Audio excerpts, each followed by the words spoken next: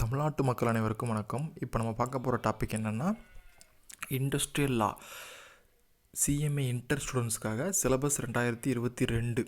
இது 15% அப்படின்னு கொடுத்துருக்காங்க புக்கோட இண்டெக்ஸில். இது 7 மார்க்கு இதிலேருந்து கேட்க சான்சஸ் இருக்குது. ஓகேவா? ரொம்ப சிம்பிளாக ஒரு 9 பேஜுக்குள்ளே கொடுத்துருக்கோம். ஒரு 15 மினிட்ஸ்க்குள்ளே நம்ம கிளாஸ் முடிச்சிருக்கோம். இதில் A to Z கவர் பண்ணியாச்சு, இம்பார்ட்டன்ட் டாபிக்ஸ் எல்லாம். இதிலேருந்து 7 மார்க்கு கம்பல்சரி வந்துடும். ஓகேவா? நீங்கள் இது ஃபுல் வீடியோ ஸ்கிப் பண்ணாமல் பார்த்து நோட்ஸ் எடுத்து வச்சுக்கோங்க. ரொம்ப இம்பார்ட்டண்ட்டான டாபிக்ஸ் மட்டும் தான் கவர் பண்ணியிருக்கோம். வாங்க வீடியோக்குள்ளே போகலாம். ஃபஸ்ட் எடுத்தோடனே பவர்ஸ் ஆஃப் இன்ஸ்பெக்டர், இது முக்கியமான கேள்வி. ஃபஸ்ட்டு பாருங்கள், enter any place any time. எந்த இடத்துக்குனாலும் எப்போனாலும் போய் அவர் வெரிஃபை பண்ணிக்கலாம். ரெண்டாவது point, make examine of any premises and plant etcetera. Premises பிளான்ட்னா என்னது? அந்த கண்ணுக்கு தெரியக்கூடிய அசட்ஸ், அந்த பிளான்ட்டு, அந்த மிஷினரி, அதெல்லாம் எனி டைம் போய் வெரிஃபை பண்ணி செக் பண்ணி பார்த்துக்கலாம். மூணாவது, enquiry into any accident or damages. Enquiry பண்ணுவாங்கள்ல, ஆக்சிடென்ட் ஏதாவது நடந்துருச்சு, ஏதாவது டேமேஜ் ஆயிடுச்சுன்னா ஃபஸ்ட்டு எடுத்தோடனே அவர் தான் அங்கே போய் என்கொயரி பண்ணணும். என்னாச்சு, இனிமேல் நடந்துச்சு, இது இனிமேல் நடக்காமல் பார்த்துக்கலாம், அந்த மாதிரி அவர் தான் போய் இது பண்ணணும். நாலாவது, view and take photo copy of any documents. உங்களுக்கே புரிஞ்சிருக்கும். எந்த ஃபோட்டோ காப்பி, ஜெராக்ஸ், எந்த டாக்குமெண்ட்டோட ஜெராக்ஸ்னாலும் அவர் எடுத்து பார்த்துக்கலாம், வச்சுக்கலாம் அவரே. அடுத்து, take photograph and measurement of examination. இப்போ இடத்துலவே அவர் வெரிஃபை பண்ணுறாருன்னா அதை ஃபோட்டோ எடுத்து வச்சுக்கலாம். ப்ரெஸ்ஸுக்கு ஃபோட்டோ கொடுப்பாங்களா, அது மாதிரி ஃபோட்டோ எடுத்து வச்சுக்கலாம். அடுத்து, exercise and photo copy of any register. எந்த ரிஜிஸ்டர்னாலும் ஃபோட்டோ காப்பி ஜெராக்ஸ் எடுத்து வச்சுக்கலாம். Other powers maybe prescribed. வேறு ஏதாவது பவர் புதுசாக வந்துச்சுன்னா ஆட் பண்ணிக்கலாம். அவ்வளோதாங்க. புரிஞ்சுங்களா? Very simple. ரெண்டாவது கேள்வி, determination of money due from employers EPF act. அதாவது எம்ப்ளாயர்கிட்ட, இந்த கேள்வியை நீங்கள் புரிஞ்சுக்கணும், எம்ப்ளாயர்கிட்ட என்னென்ன மணி டியூ எல்லாம் இபிஎஃப் ஆக்ட் படி எம்ப்ளாய்க்கு கொடுக்கணும். எம்ப்ளாயர்னா யார்? ஓனரு. எம்ப்ளாயியான யார்? லேபரு. ஓகேவா? அது என்னென்ன, எம்ப்ளாயியோட சேலரியிலேருந்து எம்ப்ளாயர் என்னென்னலாம் பிடிப்பார். ஃபஸ்ட்டு நீங்கள் ஒர்க் பண்ணியிருப்பீங்க, என்னென்ன பிடிப்பார்னா provident fund, PF, pension fund பிடிப்பார், டெபாசிட் இன்சூரன்ஸ் ஃபண்டு. இந்த மூணையும் எம்ப்ளாயியோட சேலரியிலேருந்து டிடெக்ட் பண்ணிட்டு தான் கொடுப்பாங்க. இஎஸ்ஐ, பிஎம் பிடித்தம் அப்படின்னு சொல்லுவாங்க. டிடெக்ட் பண்ணிட்டு தான் கொடுப்பாங்க. இதெல்லாமே ரிட்டைர்மெண்ட் பெனிஃபிட்ஸ்ன்னு சொல்லுவோம்.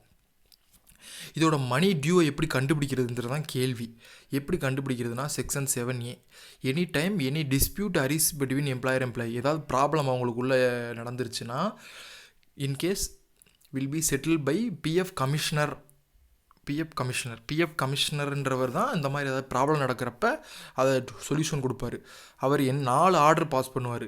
4 டீட்டெயில் கலெக்ட் பண்ணிவிட்டு இந்த கேஸை முடிப்பார். என்னென்னா, பிஎஃப் அமௌண்ட் எவ்வளவு, அது கரெக்டாக இருக்கா, டியூ டேட் எவ்வளவு, இன்ட்ரெஸ்ட் அண்ட் பெனால்ட்டி எவ்வளவு, அட்மினிஸ்ட்ரேஷன் சார்ஜஸ் எவ்வளவு, இந்த 4 உங்களுக்கு சொல்லியிருக்கேன். இது எல்லாத்தையும் ஒரு கமிஷனர் வெரிஃபை பண்ணிவிட்டு கணக்கை முடித்து ப்ராப்ளத்தை சால்வ் பண்ணி விடுவார். அவ்வளோதாங்க. டிஸ்பியூட் அப்படின்னா, ஏதாவது ப்ராப்ளம் எம்ப்ளாயிக்குள்ளே ஏதாவது ப்ராப்ளம் ஸ்டார்ட் ஆயிடுச்சுன்னா அதை இவர் தான் சொல்யூஷன் பண்ணி சால்வ் பண்ணி விடுவார். ஓகேவா? நீங்கள் வாட்ச் பாருங்கள், உங்களுக்கு புரிஞ்சிடும். ESI fund expend or utilised for following situation. ESI ஃபண்டை எப்படியெல்லாம் செலவு பண்ணுறாங்க அப்படின்றத பற்றி தான் அந்த கேள்வி. இஎஸ்ஐனா எம்ப்ளாயி ஸ்டேட் இன்சூரன்ஸ் ஆக்ட், அதுபடி. ஓகேவா? பேமெண்ட் ஆஃப் நல்லா பாருங்கள் payment of benefits and provisions of medical treatment of insured person. Medical treatment, insured பர்சனுக்கு மெடிக்கல் ட்ரீட்மெண்ட் கொடுக்குறாங்க. Fees and allowance to members, workers இருப்பாங்கள்ல, அவங்களுக்கு ஃபீஸும் அலவன்ஸும் கொடுக்குறாங்க. மூணாவது, எஸ்டாப்ளிஷ்மெண்ட் அண்ட் மெயின்டெனன்ஸ் ஆஃப் ஹாஸ்பிட்டலில் இஎஸ்ஐ ஹாஸ்பிட்டல் கேள்விப்பட்டிருப்பீங்க, கம்மியான ரேட்டில் அல்லது ஃப்ரீயாக பார்ப்பாங்க. ஓகேவா? அதோட ஹாஸ்பிட்டல் உருவாக்கி அதை மெயின்டைன் பண்ணுறது. நாலாவது, பீரியாடிக்கல் பேமெண்ட்ஸு. அடுத்த டைம் ஆஃப் சிக்னஸ்னால் என்னது? உடல் நல்லா குறைவாக எம்ப்ளாயி லீவ் எடுத்தாங்கன்னா அந்த டைமில் அவங்களுக்கு பேமெண்ட் கொடுப்பாங்க. அதான் periodical payment at the time of sickness. அடுத்து பாருங்கள், இந்த 2 கட்டத்துக்கு நடுவில் இருக்குது பாருங்கள். ஸ்பேஸ் ரொம்ப இழுக்குதுன்னு சொல்லிட்டு இப்படி எழுதியிருக்கேன். நீங்கள் வரிசைக்காக அழகாக ஒரு பேஜ் வர்ற மாதிரி நீட்டாக எழுதிருங்க. Periodical payments to dependants of insure person. டிபெண்டன்ஸ்னால் யார்? அவங்களோட பையன், பொண்ணு, அந்த மாதிரி. அவங்க இறந்துட்டாங்கன்னா அந்த பீரியாடிக்கல் பேமெண்ட்டை அவங்க டிபெண்டன்ஸ்க்கு கொடுத்துருவாங்க. Last, payment of funeral expenses of insured person. அப்படின்னா ஃபியூனரல்னால் என்னது? அவருடைய இறுதி ஊர்வலம் இருக்குல்ல, அவர் இறந்துட்டார்னா அதுக்கான செலவுகளை ஃபுல்லாக இவங்க கொடுப்பாங்க, இன்சூர் பண்ணியிருந்தால். ஓகேவா? அடுத்து இந்த இருக்கு பாருங்கள், how deduction from wages.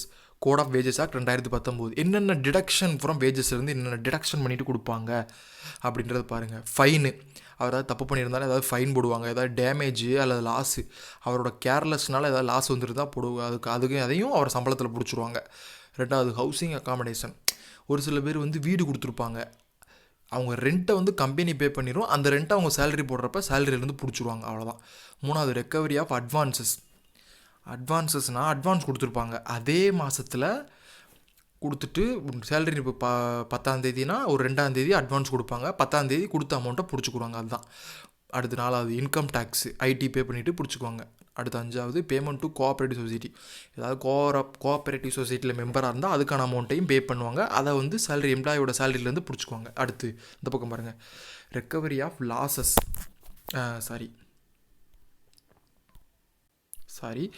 Recovery of loans. Recovery of லோன்ஸ்னால் என்ன? அட்வான்ஸ்னால் என்ன? இந்த மாதம் கொடுத்தா அந்த மாதத்துலேயே பிடிச்சிருவாங்க. லோன்ஸ்னால் என்ன? இந்த மாதம் கொடுத்துட்டு ஒரு 10 இன்ஸ்டால்மெண்ட்டில் அதை பிடிச்சிக்குவாங்க தொடர்ந்து பெரிய அமௌண்ட்டு, அதுதான் அட்வான்ஸு. அந்த மாதிரி ஏதாவது அட்வான்ஸ் அந்த மாதிரி ஏதாவது லோன்ஸ் அட்வான்ஸ் இல்லை லோன்ஸு, அந்த மாதிரி ஏதாவது லோன்ஸ் இருந்தாலும் அதையும் பிடிச்சிக்குவாங்க. அதர் டியூஸ் ஏதாவது எக்ஸட்ரா வேறு ஏதாவது இருந்துச்சுன்னா அதை பிடிச்சிக்குவாங்க. பாருங்கள், இதில் ஒரு 7 பாயிண்ட் இருக்குது, இதை மட்டும் நீங்கள் எழுதினாலே போதும் 7 மார்க் கொடுத்துருவாங்க. அடுத்தது can employee dismissed during sickness, அதாவது அண்டர் இஎஸ்ஐ ஆக்ட் ப்ரொவிஷன் கேட்டிருக்காங்க. அதாவது என்னென்னா, அவருடைய உடல்நலம் சரியில்லாமல் இருக்கும்போது அவரை டிஸ்மிஸ் பண்ணலாமா அப்படின்னு கேட்டிருக்காங்க. நோ, அதான் answer. No employee dismiss during sickness period except கீழே இருக்கிற 3 எக்ஸம்ஷனு என்னென்னா, he receipt of disablement benefit, வேறு ஏதாவது டிசபிள்மெண்ட் பெனிஃபிட் அவருக்கு வாங்கிக்கிட்டு இருக்கிறாருனா ஓகே. அடுத்து pregnancy or unfit to work, அவர் ஒர்க்கு செய்கிறதுக்கு தகுதியே இல்லை அந்த மாதிரி, அதாவது உடம்புல ஏதாவது ப்ராப்ளம் ஆயிடுச்சு அப்படின்னா இந்த 3 காரணங்களும் இதுக்கான எக்ஸப்ட். அவ்வளோதான், பார்த்தீங்கன்னா புரிஞ்சிடும். ஒரு 4 பாயிண்ட் தான், சிம்பிளாக முடிச்சிடலாம் அதை, அவ்வளோதான். இதுதான் ஆன்சர், ஓகேவா? இப்படி தான் எழுதணும். அடுத்து give the time limit for payment of wages under the code on wages act. எந்தெந்த டைம் லிமிட்லலாம் வேஜஸ் பே பண்ணணும் அப்படின்னு ரூல்ஸ் இருக்குது பாருங்கள். Very simple. டெய்லி பேசிஸ், 2வது வீக்லி பேசிஸ், 3வது மந்த்லி பேசிஸ், 4வது ரிட்டைர்மெண்ட்டு ரீட்ரென்ச்மெண்ட்டு, அவங்களாம் வாலண்டரியாக போகிறாங்கன்னா இந்த 4 தாங்க. It's very simple. Daily பேசிஸ்னால் daily அன்னன்னைக்கு ஈவினிங் கொடுத்துருவாங்க. Weekly பேசிஸ்னால் last working day of the week, Saturday தானே last working day, Sunday leave, so Saturday வந்து கொடுத்துருவாங்க. 3வது மந்த்லி பேசிஸ்னால் 7th day of the month, பெரும்பாலும் பார்த்தீங்கன்னா 7ஆந்தேதி தான் சேலரி போடுவாங்க, ஓகேங்களா? 4வது ரிட்டைர்மெண்ட் ஆனார்னா ஒர்க்கிங் டேஸில், அவர் ரிட்டையர்ட் ஆகி போயிட்டார்னா அவருக்கு என்ன பேமெண்ட் எப்போ கொடுக்கணும்? சனி டு திங்கள் டு சனி, ஏன்னா அப்போ தான் கம்பெனியில் ஆளுங்க இருப்பாங்க, அந்த டைமில் அவர் வந்து வாங்கிக்கலாம், அவ்வளோதான். Very simple. அடுத்த கேள்வி பார்த்தீங்கன்னா, responsibilities of an occupier in a factory. ஆக்குபியர்ன்றது ultimate control over the factory. First point இது எழுதிக்கிங்க, இது நோட்ஸில் இல்லை ஆனால் எழுதிக்கிங்க. Ultimate control over the factory is called occupier அப்படின்னு சொல்லுவாங்க. அடுத்து பாருங்கள், இது பாருங்கள், வெரி சிம்பிளாக தான் கொடுத்துருப்பேன் பாருங்கள். To lay down a detail policy of health and safety workers, அதாவது ஹெல்த் அண்ட் சேஃப்டி கரெக்டாக இருக்கா அப்படின்னு பார்த்துடணும். 2வது to disclose all information regard dangerous include hazards, அதாவது வெளிப்படையாக சொல்லிடணும், இங்கே இந்த ப்ராப்ளம் இருக்குது, இங்கே ஒர்க் பண்ணணும்னா இதெல்லாம் நீங்கள் ஃபேஸ் பண்ணணும் அப்படின்னு வெளிப்படையாக சொல்லிடணும். 3வது to crew up and onsite emergency plan, உடனே எமர்ஜென்சி பிளான் இருக்கணும். ஆம்புலன்ஸ், ஒரு சில இடத்துல ஆம்புலன்ஸ் இருக்கணும், ஃபஸ்ட் எய்டு பாக்ஸ் இருக்கணும், ஃபயருக்கு அந்த ஒரு ரெட் கலர் டப்பானா அந்த ரெட் டப்பா இருக்கணும். அதுதான் ஆன்சைட் எமர்ஜென்சி பிளான் வந்து இவர் கன்ஃபார்ம் பண்ணிக்கணும். அடுத்து 4வது point, have detailed disaster control measure. டிசாஸ்டர்னால் என்னது? வெள்ளம், புயல், அதுதான் டிசாஸ்டர்னு பேர். அந்த டிசாஸ்டர் வந்தால் கூட எதுவும் ப்ராப்ளம் இல்லாமல் ஒருக்கரை பாதுகாத்துடணும், ஓகேவா? 5வது the safety measures require to be taken correct place. சேஃப்டி மெஷூர்ஸ்னால் என்னது? அந்த ரெட் கலர் டப்பா சொன்னோன்னா ஃபயர் வந்து அடிக்கிறது, அதெல்லாம் கரெக்டான இடத்துல வைக்கணும்.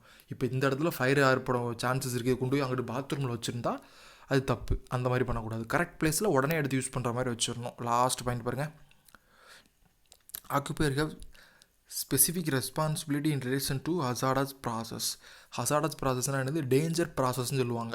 ஒரு சில உயிருக்கு ஆபத்து தரக்கூடிய இடத்துல, அந்த இடத்துல என்ன நடந்தாலும் இவர் தான் ரெஸ்பான்சிபிளாக எடுத்துக்கணும். ஸோ அந்த இடத்துல இருக்க ஒருக்கரையும் இவர் தான் பாதுகாக்கணும், ஓகேவா? Very simple. நீங்களே ஒரு வாட்ச் பாருங்கள், புரியும். ஏதாவது டவுட்னா என்ன கேளுங்க, நான் சொல்கிறேன். Say the time limit for என்னது? Say the limit of deduction from wages. ஒரு டிடக்ஷன் வேஜஸ் இருக்குது, அவர்லேருந்து அவருடைய வேஜஸ்லேருந்து எவ்வளோ டிடெக்ட் பண்ணலாம், மேக்ஸிமம் எவ்வளோ டிடெக்ட் பண்ணலாம், அப்படி ஒரு 100 ரூபானா எவ்வளோ டிடெக்ட் பண்ணலாம், மொத்தத்தையும் பிடிச்சிட்டு விட்றக்கூடாது. ஸோ இவ்வளோ தான் லிமிட்டுன்னு ஒரு லிமிட் இருக்குது. எவ்வளோன்னு பாருங்கள். கோஆப்ரேட்டிவ் சொசைட்டியாக இருந்தால் 70% பிடிச்சிக்கலாம். 100 ரூபா கொடுக்குறா, 75 பிடிக்க வேண்டிய பிடிமானம் எல்லாம் 75 ரூபா பிடிச்சிக்கலாம். அதுக்கு மேலே இருந்தால் பிடிக்கக்கூடாது.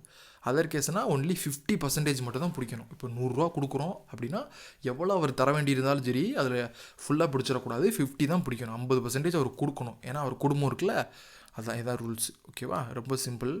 அடுத்து பாருங்கள். சர்டிஃபைட் சர்ஜன் அப்படின்னா மருத்துவர் அப்படின்னு சொல்லுவாங்க. பாருங்கள் பாயிண்ட்ஸை பாருங்கள். State government may appoint qualified medical practitioners to be certifying surgeons. State government வந்து குவாலிஃபைடு டாக்டரை சர்டிஃபைடு சர்ஜனாக அப்பாயின்ட் பண்ணுறாங்க. இவரோட டியூட்டி என்ன பாருங்கள். ரொம்ப ஈஸியாக கொடுத்துருப்பேன், ஒரு 6 பாயிண்ட் கொடுத்துருப்பேன். பாருங்கள், 5 பாயிண்ட் தான் இருக்குது. பாருங்கள். The examination and certification of young persons. அவங்களோட இப்போ ஒர்க்கு வர்றாங்கன்னா அவங்களுடைய உடலை நல்லா செக் பண்ணிவிட்டு அவங்களுக்கு சர்டிஃபிகேட் கொடுக்கணும். யங்குனா இளமையாக வருவாங்கள்ல, அதை வந்து.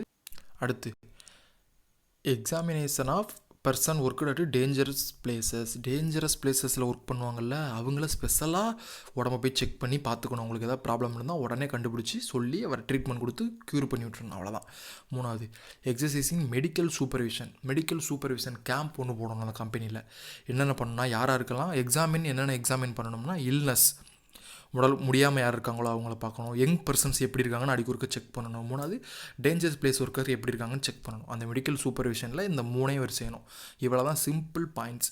இதை நீங்கள் ஒரு நல்லா ஃபுல்லாக ஒரு பேஜ் எழுதலாம். நல்லா நான் வந்து இடம் பத்தவங்கிறதுக்காக இப்படி எழுதியிருக்கேன். நீங்கள் நல்லா ஒரு 2 கோடு பேப்பர் தான் இன்ஸ்டியூட் கொடுப்பாங்க. நல்லபடியாக நீங்கள் எழுதுனீங்கன்னா ஃபுல் மார்க் கொடுத்துருவாங்க. சரிங்களா? அவ்வளோதான். இல்னஸ்னால் உடல்நலம் சரியில்லாமல் இருப்பவர்களை கண்டுபிடிக்கணும். அவ்வளோதாங்க. அடுத்து வாங்க. Benefits of that entitle to the insured person. Insure பண்ணியிருக்கோம். இப்போ நீங்கள் தான் இன்சூர் பண்ணியிருக்கீங்க, உங்களுக்கு என்னென்ன பெனிஃபிட் கிடைக்கிது? இது ரொம்ப முக்கியமான கேள்வி, அடிக்கொருக்கு கேட்பாங்க. சொசைட்டிக்கு தேவையான ஒரு கேள்வி. சரியா? பாருங்கள், என்னென்ன உங்களுக்கு பெனிஃபிட் கிடைக்குதுன்னா, periodical payments to any insured person. Periodical payment ஒன்று கிடைக்கும். அவ்வளோதான், சிம்பிள் பாயிண்ட்டு. 2வது, in case of woman get periodical payment at the time of kiss pregnancy. உமனாக இருந்தாங்கன்னா அவங்களுக்கு எந்த மாதிரி பீரியடிக் டைம் ஸ்பெஷலாக கொடுப்பாங்கன்னா, அவங்க ப்ரெக்னன்சி மாதமாக இருக்கும்போது அவங்க வேலை செய்ய முடியாது, வீட்டில் இருப்பாங்க, அந்த டைமில் கொடுப்பாங்க. 3வது, periodical payment to and insured person suffering from any டிசபிள்மெண்ட்.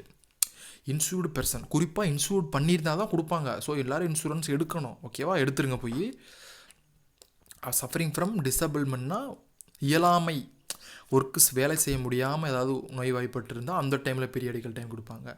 4வது, மெடிக்கல் ட்ரீட்மெண்ட் கிடச்சிரும் நமக்கு. 5வது, periodical payment to dependant after died தான் இன்சூர் பர்சன். அப்படின்னா இப்போ ஒருத்தர் ஏன்றவர் இன்சூர் எடுத்திருக்காரு, அவர் மேலே போயிட்டாருன்னா அவருடைய பீன்றவர் அவருடைய சன்னு டாக்டரு, அந்த மாதிரி அவங்களுடைய சார்ந்தவர்கள் மனைவி, அந்த மாதிரி இருக்கவங்களுக்கு பீரியடிக்கல் பேமெண்ட் கொடுப்பாங்க. இவ்வளோ தாங்க, வெரி சிம்பிள். உங்களுக்கு ஏதாவது பாயிண்ட் தெரிஞ்சாலும் எக்ஸ்ட்ரா 2 அடிச்சு விட்ருங்க லாஸ்ட்டாக. அடுத்து overtime. Worker works on a day in excise of normal works. Worker on a day in excise of normal ஒர்க்ஸ்னால் நார்மல் ஒர்க் ஹவர்ஸ் அப்படின்னா என்னென்னா, குறிப்பிட்ட டயத்துக்கு மேலே நார்மலாக ஒரு 7-8 மணி நேரம் வேலை செய்யணும், ஒரு 10 மணி நேரம் வேலை செஞ்சுட்டாருன்னா எக்ஸைஸாக எவ்வளோ வேலை செஞ்சுருக்கோம் அதுக்கு பேர் ஓவர் டைம்னு பேர். ஓவர் டைம்னா என்ன? மோர் தென் 9 hours பர் டே. ஒரு நாளைக்கு 9 மணி நேரத்துக்கு மேலே பண்ணால் அது ஓவர் டைமு. மோர் தென் 48 hours இன் வீக், ஒரு வாரத்தில் 48 மணி நேரத்துக்கு மேலேனா அது ஓவர் டைம் வீக்லின்னு வரும். அவ்வளோதாங்க. Employer pay over time wages to employee. அவ்வளோதான். ஓடி பார்த்துருக்காங்கன்னா அதுக்கான எக்ஸ்ட்ரா வேஜஸை கொடுத்தாகணும். பாதி கம்பெனிலாம் வேஜஸ் ஓட்டின்ற பேரில் ரொம்ப கம்மியாக தாங்க கொடுக்குறாங்க, ஏமாத்துறாங்க நம்மளெல்லாம். Annual leave with wages. And adult child 2ஆக பிரிக்குது. அனுவல் லீவு எப்படி கொடுக்கணும்? அடல்ட்னா யார்? மோர் தென் 18 அந்த மாதிரி பெரியவங்க. அனுவல் லீவ் கம்பல்சரி கொடுத்துடணும். ஏன்னா இதுக்கு வந்து சேலரி டிடக்ஷன் பண்ணாமல் கொடுக்கக்கூடியது வித் சம்பளத்தோட. ஓகேவா? அதான். அடல்ட்டாக இருந்தால் 20 நாள் ஒர்க் பண்ணியிருந்தால் 1 நாள் எடுத்துக்கலாம், அவங்களுக்கு அது கணக்கு.